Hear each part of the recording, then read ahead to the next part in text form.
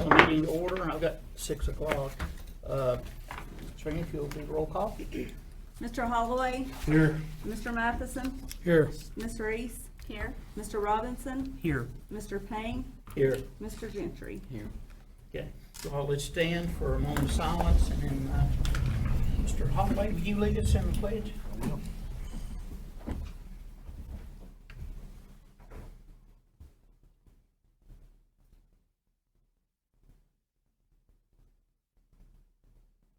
Mr. Holloway? Pledge allegiance to the flag of the United States of America and to the republic for which it stands, one nation under God, indivisible, with liberty and justice for all. Thank you. All right. Since I'm kind of new to this, we contacted TSBA to see how we need to do the board chairman election. And since I was the vice chair, I won't take chair until after the election, which is the first order of business. So do I have any nominations for chairman of the board? I nominate Mike Payne. Okay. One. Anyone else? Okay, I now close the floor and nominations cease. Ms. Serena, will you do the roll call? Mr. Holloway? And everyone, you need to do a name call. You got to call out the name of the person you want. Don't you have to have a second on that? No, it does not require a second. We checked with TSBA, there's not a second. Now repeat that again.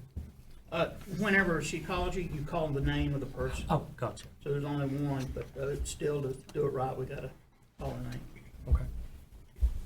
Mr. Holloway? Mr. Payne. Mr. Matheson?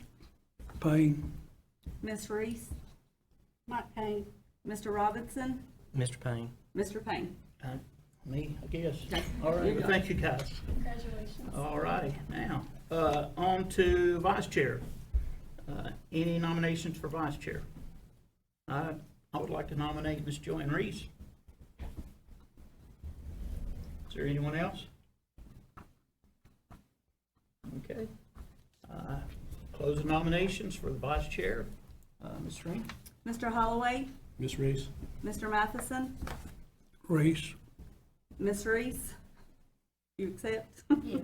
Mr. Robinson? Miss Reese. Mr. Payne? Ms. Reese. All righty, thank you. Congratulations. Congratulations. We're set for a while, until next year at least. Okay, thank you, guys. So we'll do, I'll do the best I can. I'll be new at this. Probably won't be quite as smooth as we had in the past, because last chairman done this for how many years? 20 years. So there'll be a hiccup or two. All right. We don't have any visitors. Okay. So we'll move on to the consent agenda. Any questions on the consent agenda? Anything we need to take off or pull out and discuss?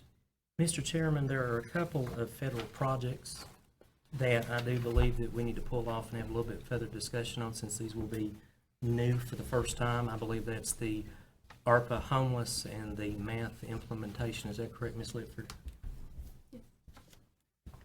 Okay. So that's the two items, Yes. okay? Pull those out and we'll discuss them.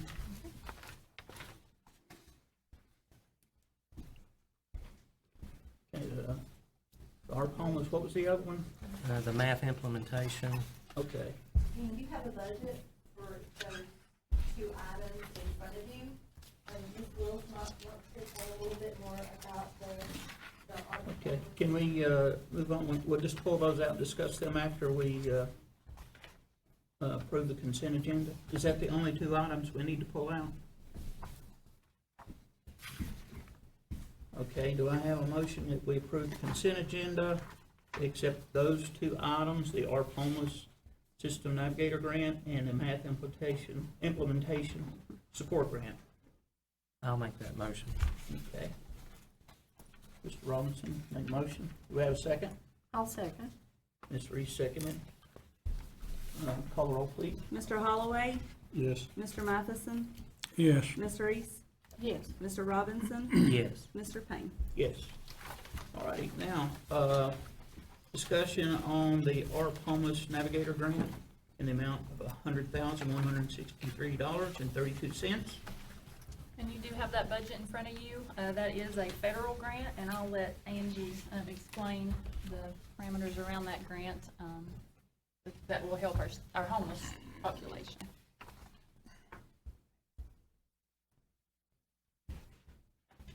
Okay, so that is the systems navigator. Yeah. Okay.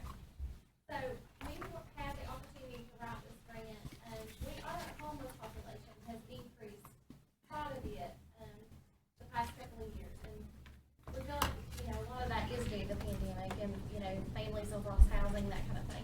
But there's been a lot of grant funds and a lot of, things that we have to do with that, just to make sure that we're staying in compliance.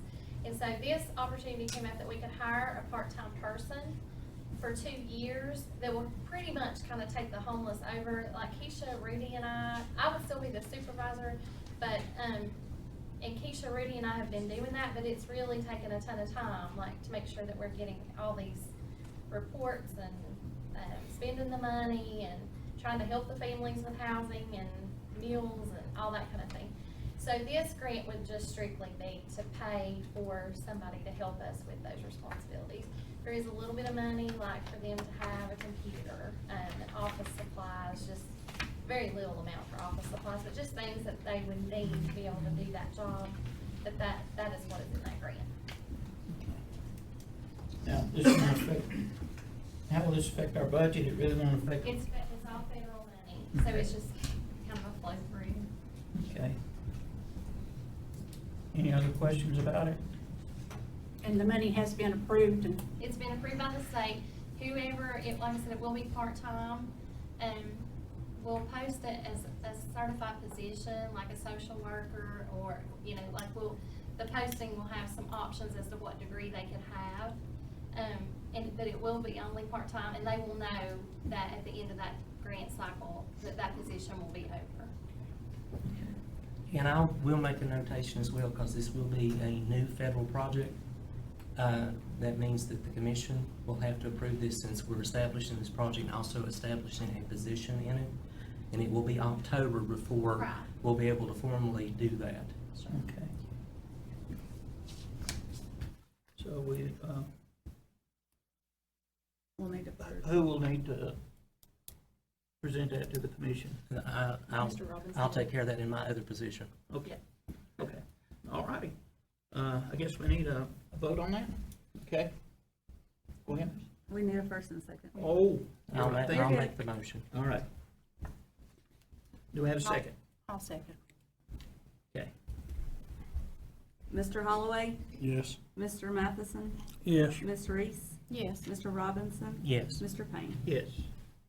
Now on to the math implementation support grant for $71,249.99. Yes, and this is a grant that will help with the new math textbook adoption. I'll let Dr. Long, he's overseeing this grant, but it's just to provide resources and PD for our teachers as they go through the new math textbook adoption. I'll come closer if y'all don't mind. I'm supposed to wear this. I'm recently recovered.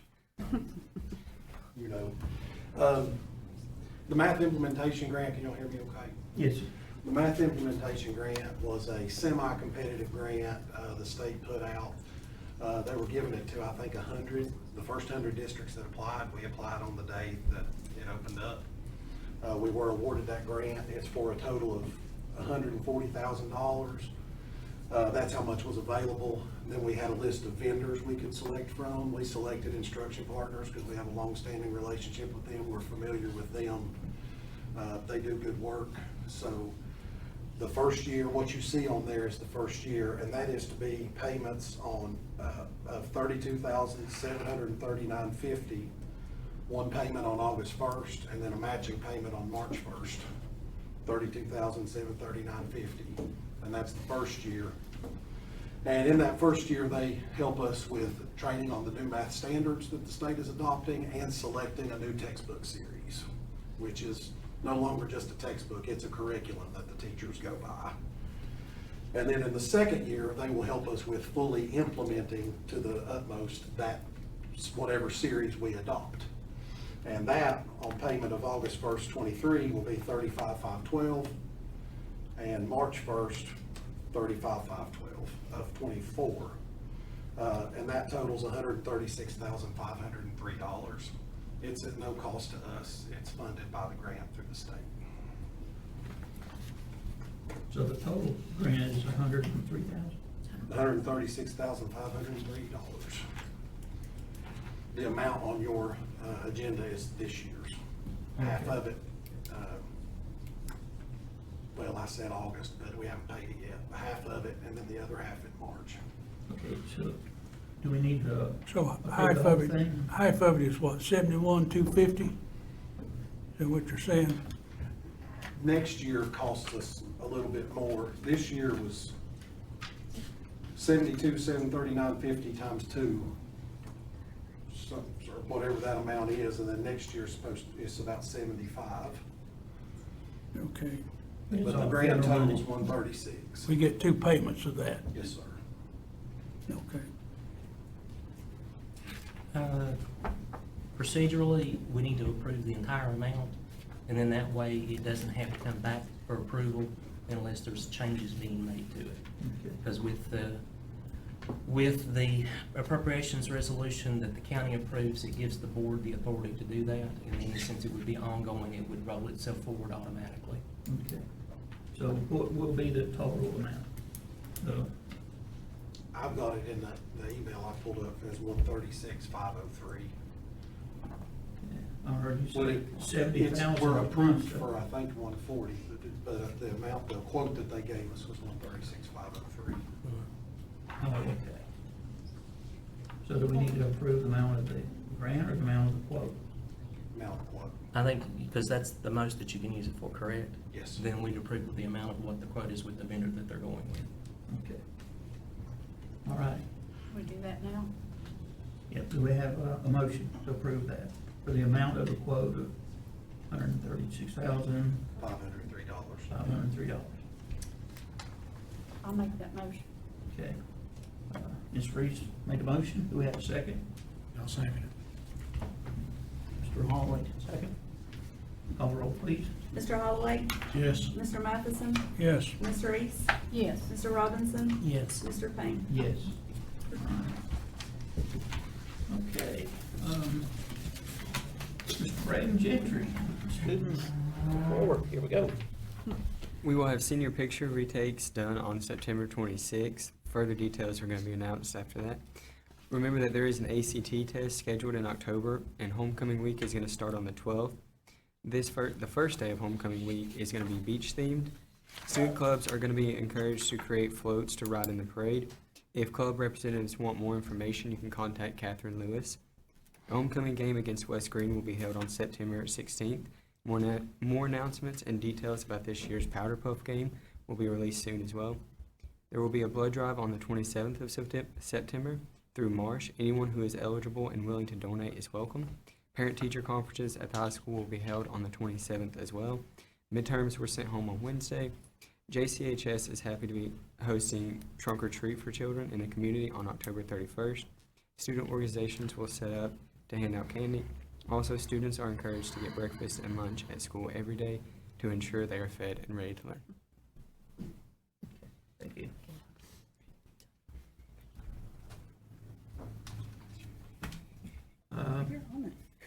Item number 7, discussion and approval of moving October 13th board meeting to October 6th due to fall break.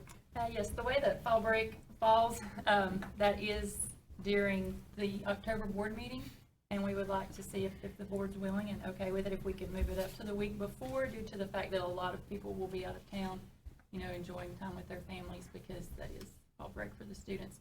The way our fall break falls, it will probably always be the week of board meeting, because we like to do it, you know, right at the end of the 9 weeks.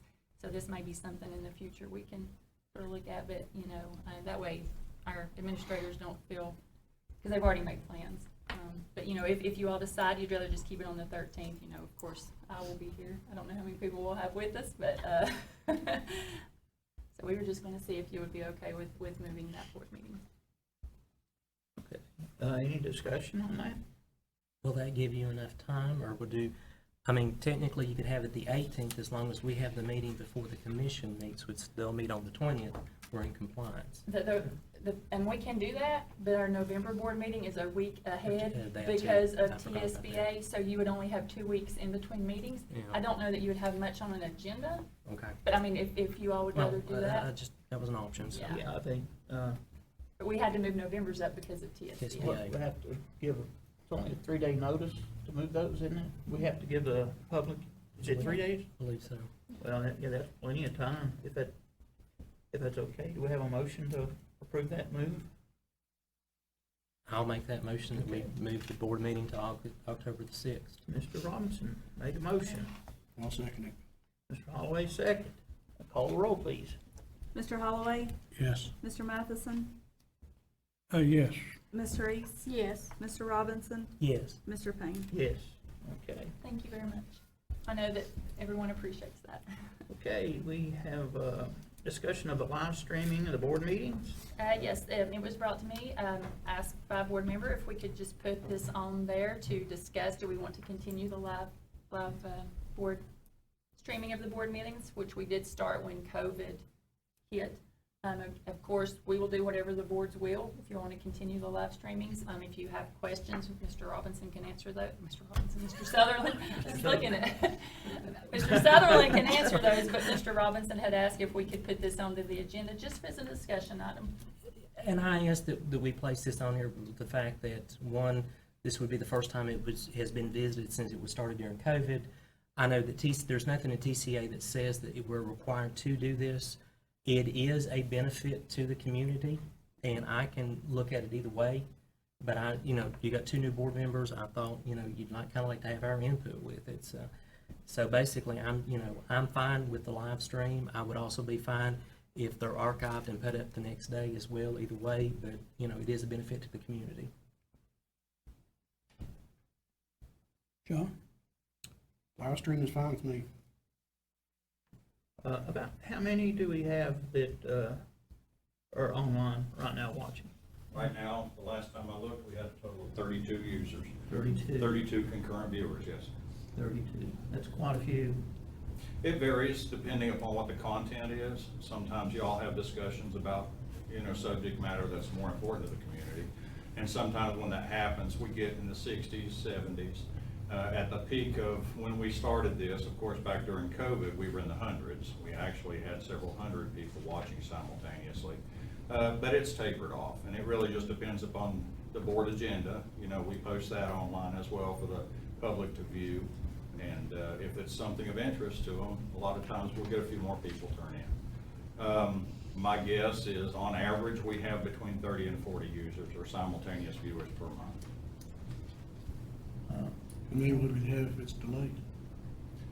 That's anybody's guess. I know that sometimes it's valuable to entities like the Tomahawk and things like that, because they go back and reference it just to look for subject matter, or maybe they're undecided about how somebody votes on something.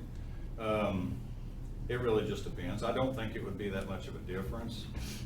I will tell you that logistically, it's much easier for us to stream live because the content goes straight to YouTube. They encode it and they host it. Whereas if we were to record it locally and contain it, we would probably run out of storage rather quickly. It would also require us to encode it and upload it to YouTube the following day, or whatever time period is requested by the board. So it's much easier if we just maintain the live stream as it is. It just entails more work if we have to delay it. So. Here's the one thought I had. It just come to our attention. Would you like to table this till next month so we can talk to the community about it, or you feel like we can vote now? Go ahead and vote now. That's fine. Vote now? Yeah. All right. I guess we need, discussion. I guess we can go ahead and vote on it now, can't we?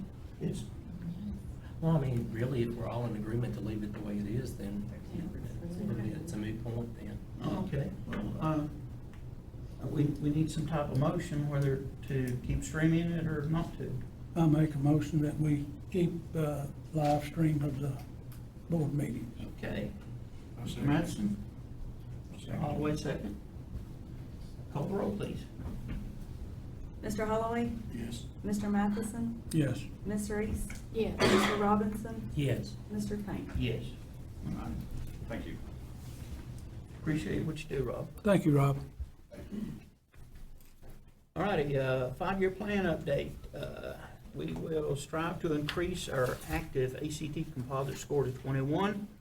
Additional ACT preparation support will be provided for our K through 12 students. Yes, and for our new board members, what we do every month is we put just a segment of the 5-year plan, which is the board's 5-year plan.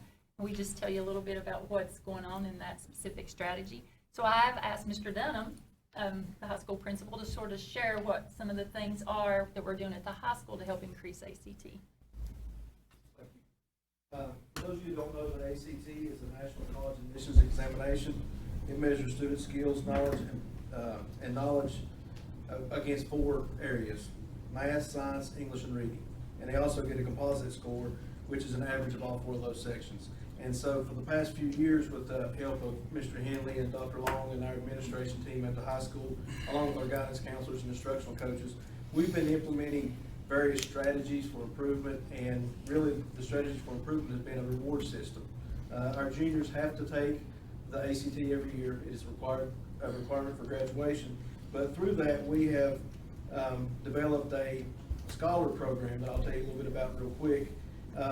Kind of gives them some incentives to, take the test serious, not just go through it just because it's an examination class, and also talk with them about the financial repercussions of taking the test, taking it serious and improving our points for that and improving our scholarship opportunities.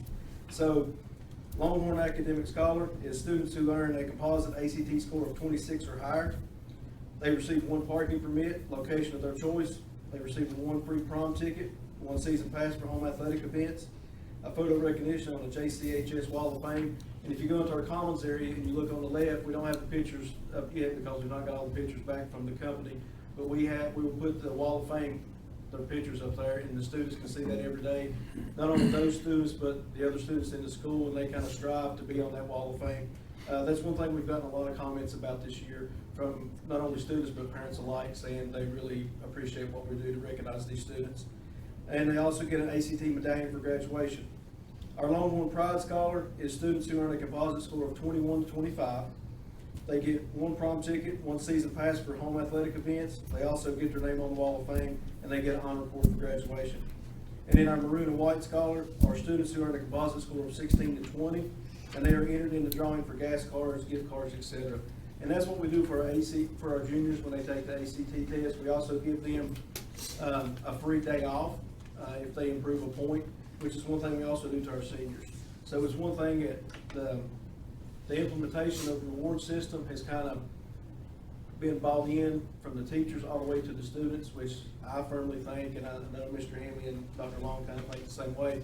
They've taken an ownership with the ACT, and they really want to strive and really want to improve their score. They take initiative.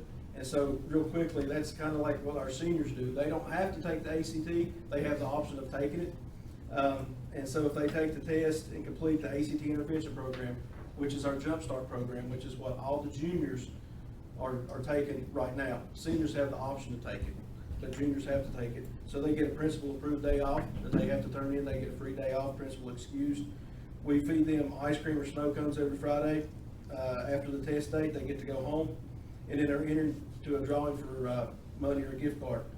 If they get a 1-point composite score improvement, we give them a pizza party. They also entered into drawing for money or gift cards. And then 2-point improvement is everything listed with the 1-point improvement, and we also feed them a really nice dinner of steak and chicken, not just a cafeteria meal, which is our cafeteria meals are great, but we give them another incentive of having like a steak or chicken meal. 3 points or more, they get everything listed with 1- and 2-point improvement, and then we will take them off-site for a lunch at Poblano's, Pizza Plus, etc. So that way our community is actually stepping in and helping us in that regard. And so the highest individual composite score gets $100 cash, And then we also have a study group competition where the kids get a study group and they have a competition on who improves the most out of that study group. And they will get their choice of lunch period. And the winning group will also have, we've implemented this year, a teacher versus students dodgeball match. So that's kind of like got some incentive to help them improve. And, you know, they look at these incentives that we give them, these rewards, and, you know, they focus on that, and they kind of don't realize that they're improving, but they still do, if you understand what I'm saying in that regard. They don't have as much pressure on the test because they don't have a lot of pressure to say, you know, I need to improve so many points to get a better scholarship. You know, they're just saying, hey, I want to get this free parking spot or something like that. And they feel more at ease when they take the test, and they have a goal to reach for. So we think that's why we have improved our ACT scores in the last year. And I think it's going to help us moving forward too. And this is something that we're always going to be looking at every year to improve on, to make modifications. And, you know, we've got some great cooperation with our central office, community members. I know that you guys are all on board for it too. I think it's just going to keep improving as the years go on. I got one question. Is there any incentive for them to beat you guys in the softball match? Well, I'm sure they'll probably play harder in the dodgeball tournament than they will any class. Oh, it's athletic dodgeball. competition. It's dodgeball, yeah. Oh, okay. Yeah, they asked me, they said, would you be interested in playing? I said, yeah, I'll play some dodgeball. So that kind of work's getting out with the students now because they're going to start these study groups. And, you know, there's already been some talking back and forth on how certain study groups are going to challenge us and all that stuff. So. And it's good that we can challenge them and say, okay, then you got to study and you got to be the group to play it. So it's a win-win for everybody. All right, thank you. Ms. Tina Lippard, budget update. In front of you, you have the summary financial statement for general purpose schools, school federal projects, central cafeteria, and Head Start. Just taking a look at expenditures for August for general purpose schools, $1,747,403.97. The majority of this was for salaries and benefits. We do not yet have revenue for August, and we also have received notification that the budget has been approved by the state. Okay.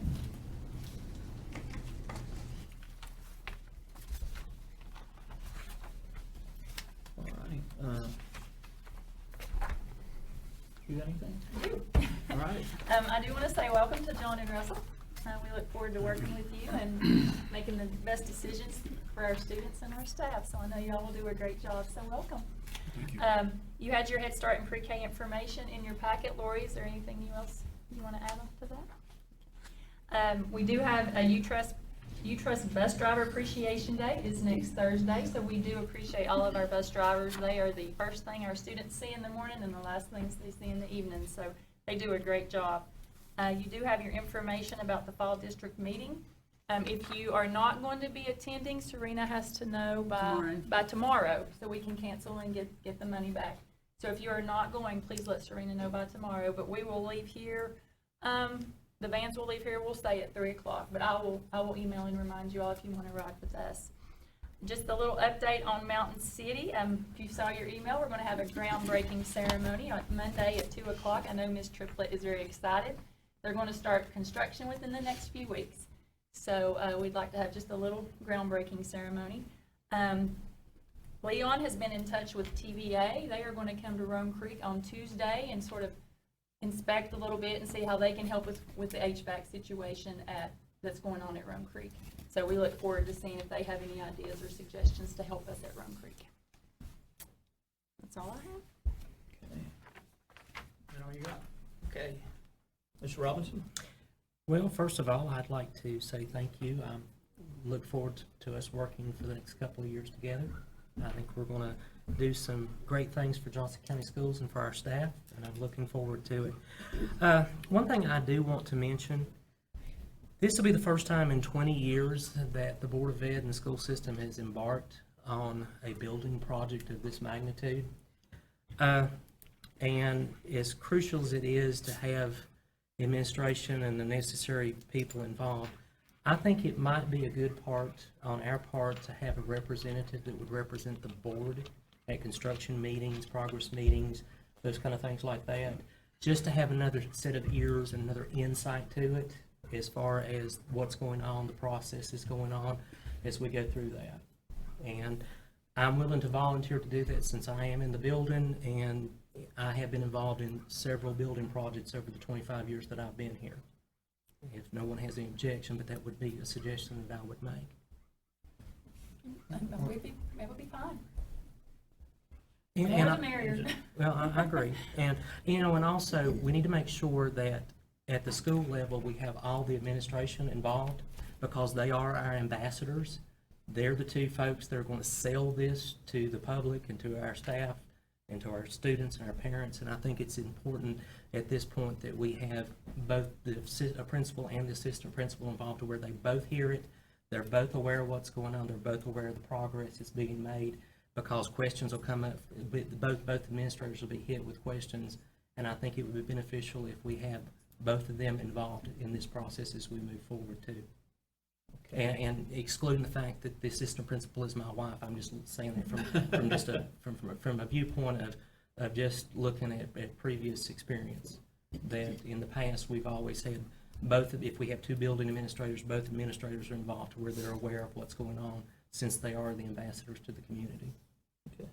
And, I guess, and, what capacity would that be, just, to observe and bring back to, Just the board? observe and come back to the board, just to be able to have another set of ears. And I honestly, I think it helps the public perception if we're involved in the process as well. I'm trying to think of a way we can do it without breaking the sunshine law. If you see something in that meeting that we need to be notified of, I guess At that, you can present that to the they can- director, and then the come back to director the come to us. director, Because and we they have can to- deal with the architect with that. Because we have to be careful we have that to be we can't careful. make board decisions, over the phone without a call meeting, but, we can talk about some things.